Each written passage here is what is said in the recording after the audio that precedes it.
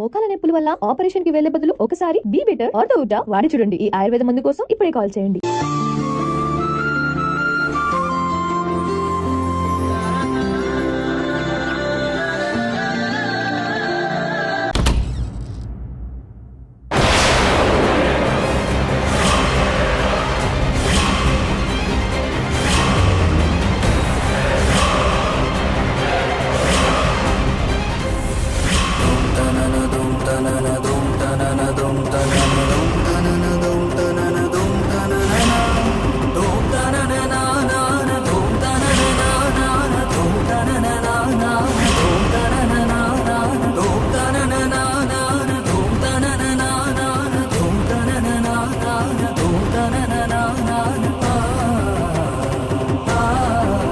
ఆగిపోయావేంటి మేఘనా? ఎక్కడికో బయలుదేరినట్టున్నావు కదా, వెళ్ళు.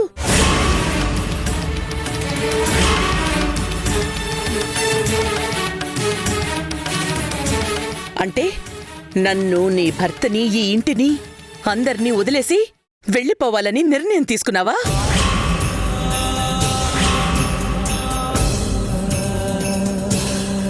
నువ్వు ఇలాంటి పని చేస్తావని నేనిక్కడ కాపలా కాశాను.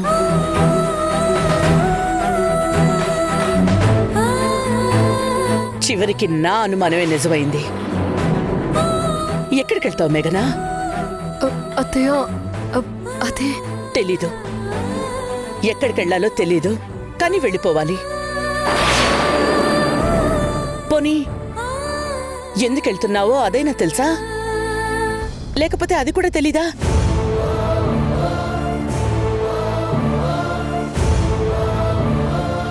వదినా, కనీసం నువ్వైనా తనకి నచ్చ చెప్పాలి కదా. అర్ధరాత్రి ఇలా పిల్లల్ని తీసుకుని వెళ్ళిపోతుంటే ఆపాల్సింది పోయి నువ్వు కూడా వాళ్లతో పాటు బయలుదేరతావా?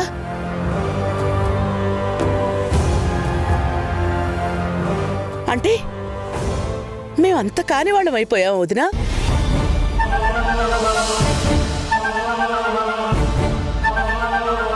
అయ్యో, అది కాదు వదినా. ఆ పెద్దావిడ్ని బాధ పెట్టడం ఇష్టం లేక. ఆవిడ పెద్దావిడని మీరే అంటున్నారు కదా. ఆవిడ అంటుంది దానికే ఇల్లు వదిలిపెట్టి వెళ్ళిపోవాలా మేఘనా?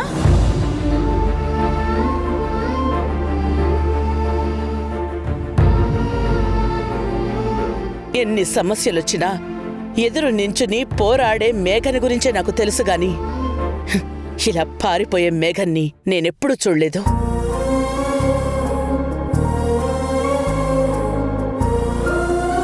ఆవిడ్ని ఇంట్లోంచి తరిమేయండి అంటే మేం అదే పని చేస్తామనుకున్నావా? లేదత్తయ్య, నేను ఇంట్లో ఉంటే బామ్మగారు ఎలాంటి నిర్ణయం తీసుకుంటారోనని భయం వేసింది. అందుకని వెళ్ళిపోతావా?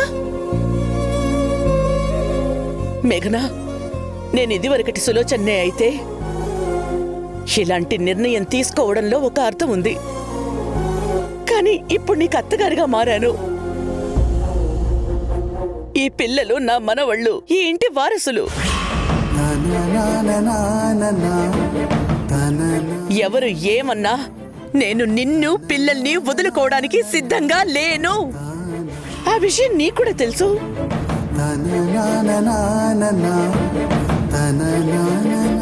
అయినా సరే నాకు చెప్పకుండా ఇలా నిర్ణయం తీసుకోవడం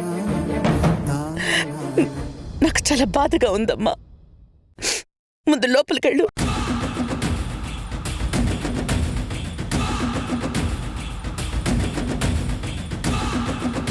ఏంటి మేఘనా, ఇంకా ఏం ఆలోచిస్తున్నావు? సమస్య ఉంది, కాదనట్లేదు. దాన్ని మనం ఎలా సాల్వ్ చేసుకోవాలో దాన్ని ఆలోచిద్దాం.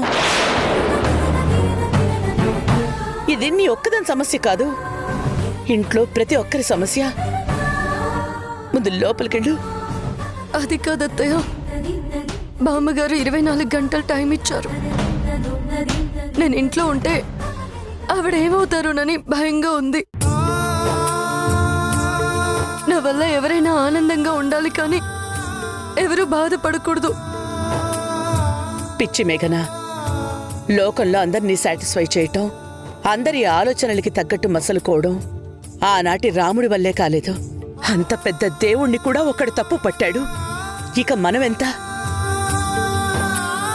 నువ్వు బామ్మగారి గురించి ఆలోచిస్తున్నావు, నందు గురించి ఆలోచించు, నా గురించి ఆలోచించు. మేఘనా, నా మీద ఏమాత్రం గౌరవం అభిమానం ఉన్నా ఇప్పుడు నువ్వు లోపలికెళ్ళు.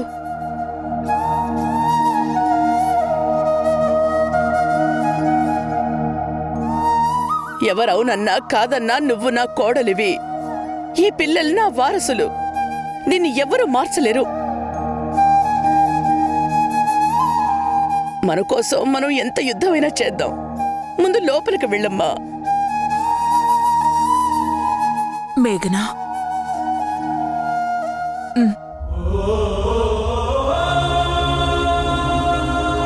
పదండి.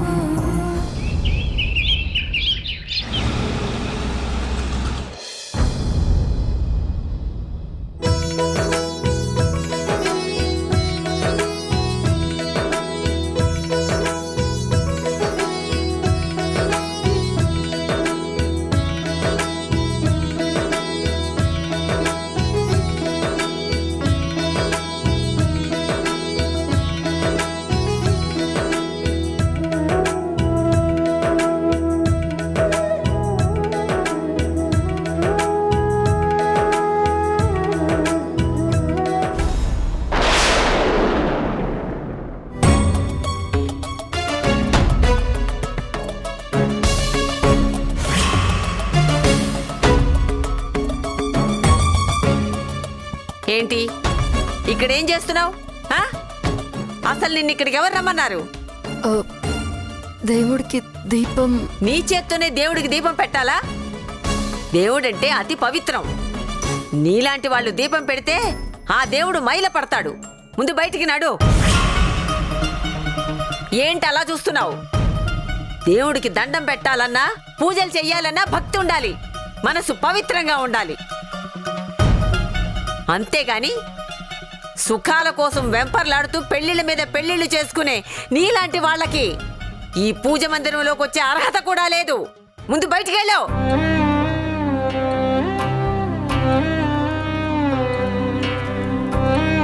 అమ్మ కనకదుర్గ, బామ్మగారి మనసులో నా మీద ద్వేషం ఉంది. అది తొలగిపోయి ఆమె మనసులో నాకు కాస్తంత చోటు కల్పించు.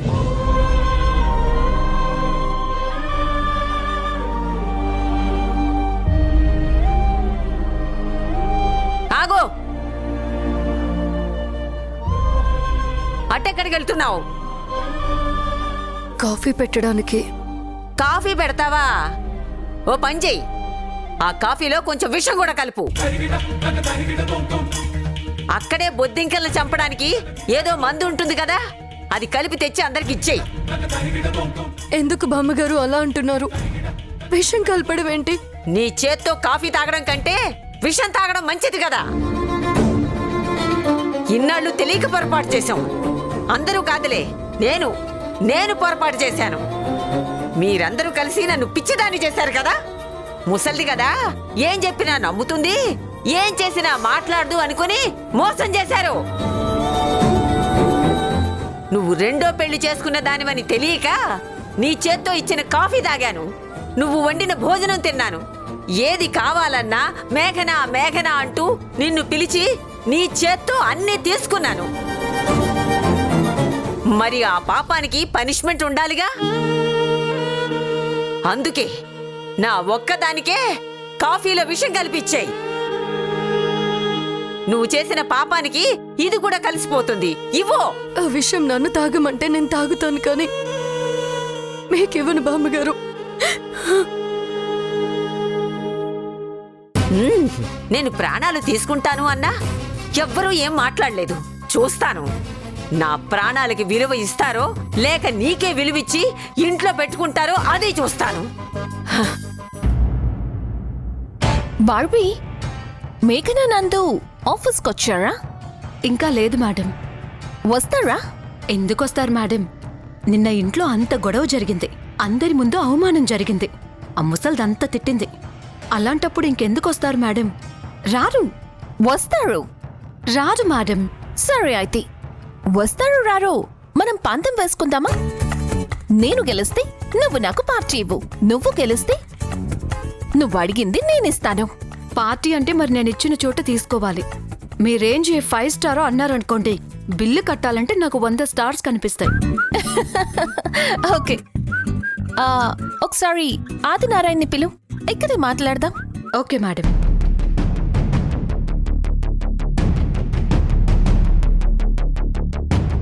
ఆదినారాయణ గారు, మేడం రమ్మంటున్నారు.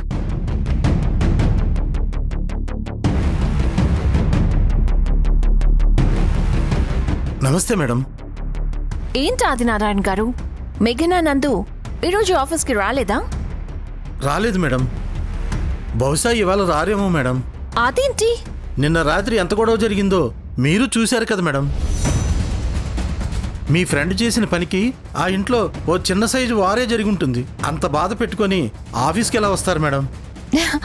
అదేనండి, మనకి బాలేనప్పుడే చేంజ్ కోసం ఆఫీస్కి రావాలి, లేదంటే అదే మూడ్లో ఉంటారు కదా. మైండ్ డైవర్ట్ కావాలంటే రావాలి. సరే, ఒకసారి ఫోన్ చేయండి, మాట్లాడదాం. అలాగే మేడం.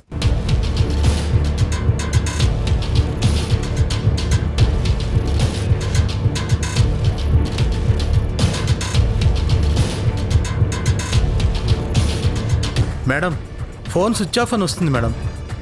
పోనీ నందుకు చేయండి. 2 నెంబర్లు స్విచ్ ఆఫ్ మేడం. సర్లేండి, మనం మాత్రం ఏం చేస్తాం, వాళ్ళకి మూడు సరైనప్పుడే వస్తారు. సరే, మీరు వెళ్ళండి. అలాగే మేడం.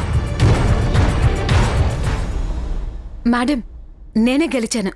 సరే, ఏం కావాలో కోరుకో. నా జీతం పెంచండి మేడం. మీ మిడిల్ క్లాస్ వాళ్ళ బుద్ధులు ఎంతే బార్బీ. ఏం కావాలంటే ₹1 కోటి ఇవ్వమని అడగొచ్చు కదా. ఇలా మిస్ అయిందా?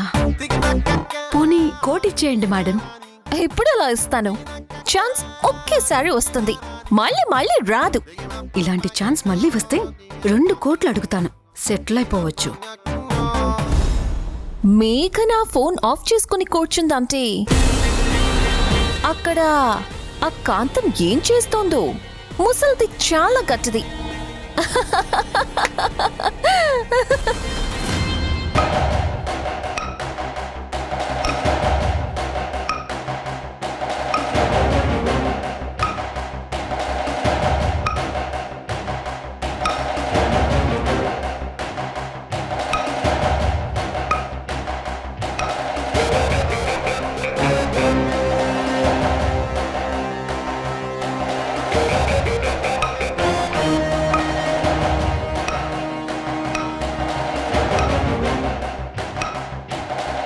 అత్తయ్య గారు, ఏం సులోచన, ఇప్పటి వరకు చేసిన తప్పులు చాలవనా?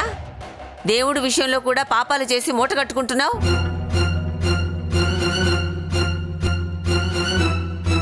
ఏ పొద్దున్నే లేచి దేవుడికి దీపారాధన చేయడం చేత కాదా? దాన్ని ఎందుకు పంపించావు? దేవుడు మైల పడిపోవాలనా? అదేంటత్తయ్యా, రోజు మేఘనే కదా దేవుడికి పూజ చేసి దీపం వెలిగిస్తుంది. అది అప్పుడు, నాకు నిజం తెలియనప్పుడు.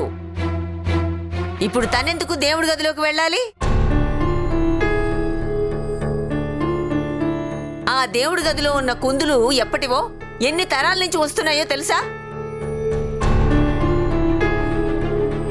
వాటిని ఎంత పవిత్రంగా చూసుకుంటున్నావో తెలుసా? వాటికో చరిత్ర ఉంది. వాటిని రెండో పెళ్లి చేసుకున్న ఇలాంటి ఆడది ముట్టుకుంటే మన వంశ చరిత్ర మైలుబడిపోదు. అత్తయ్య, పెద్దవారు, అన్నీ తెలిసినవారు, మీరే అలా అంటే ఎలా అత్తయ్య?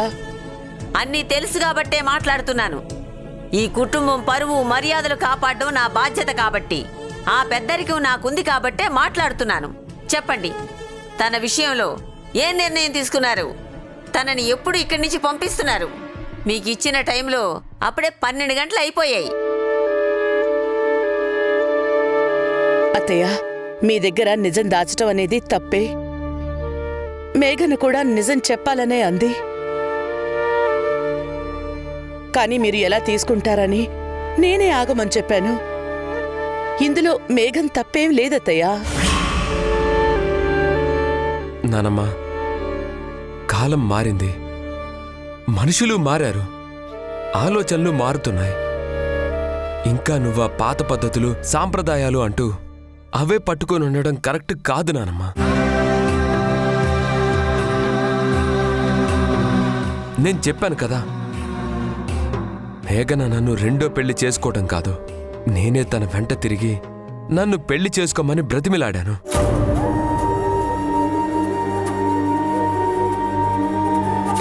తన నొప్పించి తన మెడలో తాళి కట్టాను.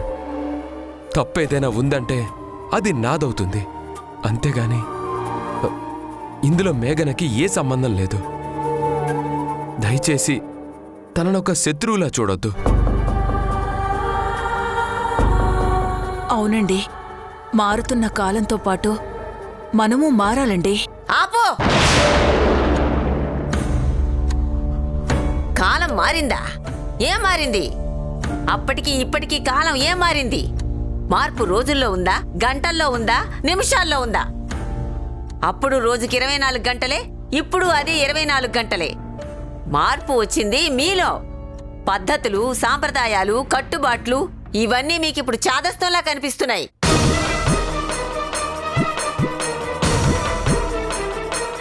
చేసిన తప్పుని సమర్థించుకుంటున్నారా? ఏరా, నీకు పెళ్లి చేసుకోవడానికి వేరే ఆడదే దొరక్క దీన్ని చేసుకున్నావా? బామా, నువ్వు చాలా అసహ్యంగా మాట్లాడుతున్నావు. అరే, తన భర్త అనుకోకుండా యాక్సిడెంట్లో చనిపోయాడు. ఇందులో తను చేసిన పాపమేంటి బామ్మ? దానికెందుకు జీవితాంతం విడో అనే ముద్ర వేసుకొని బతకాలి? అదే ఒక మగాడు భార్య పోతే రెండో పెళ్లి చేసుకోవడం లేదా? అది తప్పు కానప్పుడు ఇదెలా తప్పవుతుంది బామ్మ? అత్తయ్య, వీడో సెకండ్ మ్యారేజ్ చేసుకోవడం తప్పు కాదని ప్రపంచమే ఒప్పుకుంది.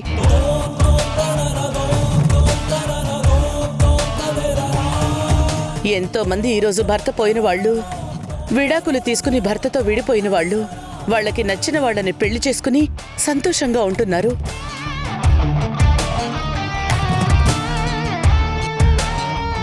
నచ్చిన వాళ్ళని పెళ్లి చేసుకుని బ్రతికే హక్కు చట్టమే ఇచ్చింది. దాన్ని మీరు తప్పంటే ఎలా అత్తయ్యా? పిన్నిగారు, చిన్న వయసులోనే తోడు దూరమైతే ఆడది పడే మానసిక క్షోభ ఎలా ఉంటుందో, ఆ బాధ మనసుని ఎలా మెలిపెడుతుందో భర్తని పోగొట్టుకున్నా నాకు తెలుసు.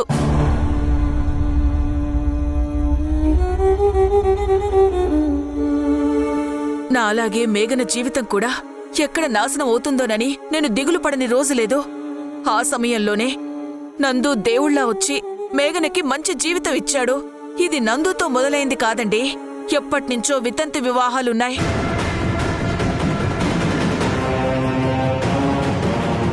మీలాంటి పెద్దవాళ్లు పెద్ద మనసుతో ఆశీర్వదించాలి కాని ఇలా కోప్పడ్డం న్యాయం కాదు పిన్నిగారు. అయిపోయిందా?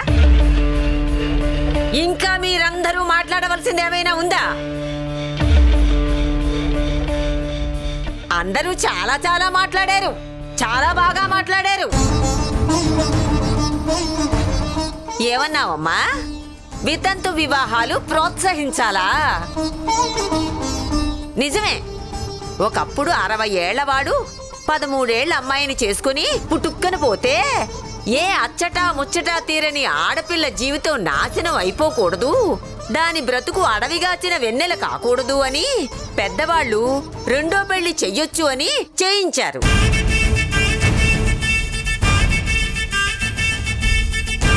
దాన్ని మీరు మీకు అనుకూలంగా మార్చుకున్నారు.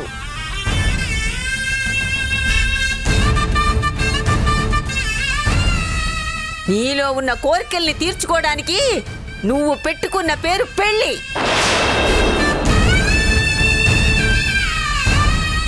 నువ్వు రెండో పెళ్లి చేసుకోవడానికి కారణం, అసలు కారణం ఇదే.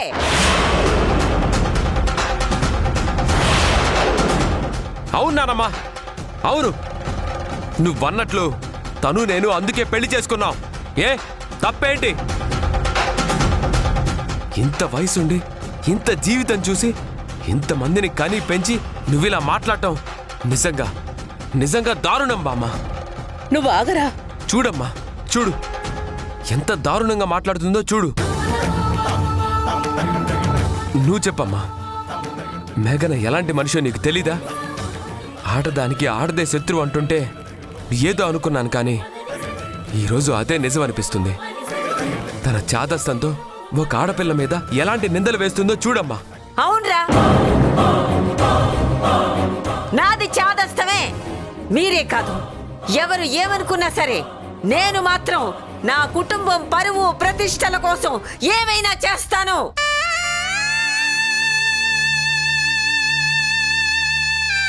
మొగుడు పోయిన ఆడది నా ఇంటికి కోడలిగా ఉండడానికి వీల్లేదు.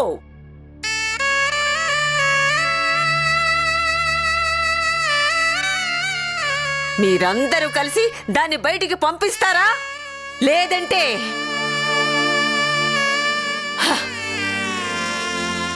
మీ అందరి ముందు ఈ విషయం తాగి చావమంటారా?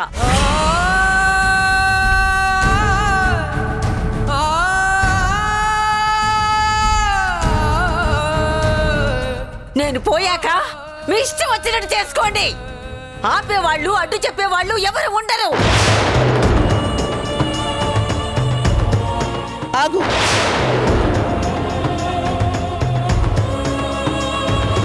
మేఘన్ని కోడలుగా ఒప్పుకుంది నేను, నిజం దాచింది నేను. ఇందులో తప్పేమైనా ఉంటే అది నాది. అందుకే ఈ విషయం తాగాల్సింది నేను. అయ్యో వదినా, అమ్మా. మేడం, వాళ్ళు ఇంకా ఆఫీస్కి రాలేదు. అవునా? ఐ థింక్ ఇంట్లో చాలా పెద్ద గొడవ జరుగుంటుంది బార్బీ. మీరు పెట్టింది మామూలు ఫిట్టింగా మేడం? ఎంత బాగా ప్లాన్ చేశారు. మేఘన మీద పగ తీర్చుకోవాలనుకున్నాను, అంతే. నాకు తెలియకుండానే స్టోరీ తయారైపోయింది.